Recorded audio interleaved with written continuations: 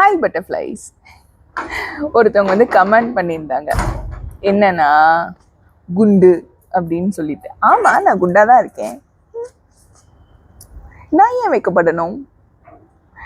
ஆமாங்க, எதுக்கு வைக்கப்படணும்? குண்டா இருக்கேன்னா குண்டா இருக்கேன், ஒல்லியா இருக்கேன்னா ஒல்லியா இருக்கேன். அதெல்லாம் அவங்கவுங்க உடம்பு சம்மந்தப்பட்டது.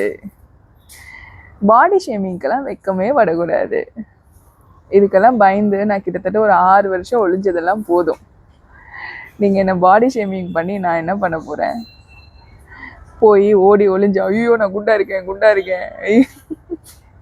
குண்டா இருந்தாலும் நல்லா இருக்குமா, கம்ஃபர்ட்டாக ட்ரெஸ் பண்ணுறோமா, மனசு சுத்தமாக இருக்கோமா, 4 பேருக்கு நல்லது செஞ்சுட்டு போகிறோமா, இதெல்லாம் தான் முக்கியம். ஒல்லியாக இருந்து அப்படியே மனசு முழுக்க அழுக்க வச்சுக்கிட்டு இருந்து என்ன பண்ண போகிறோம்? ஒன்றும் பண்ண போகிறது கிடையாது. யார் என்ன சொன்னாலும் இது உங்களுக்காகவும் தான். யார் என்ன சொன்னாலும் கவலையே படாதீங்க.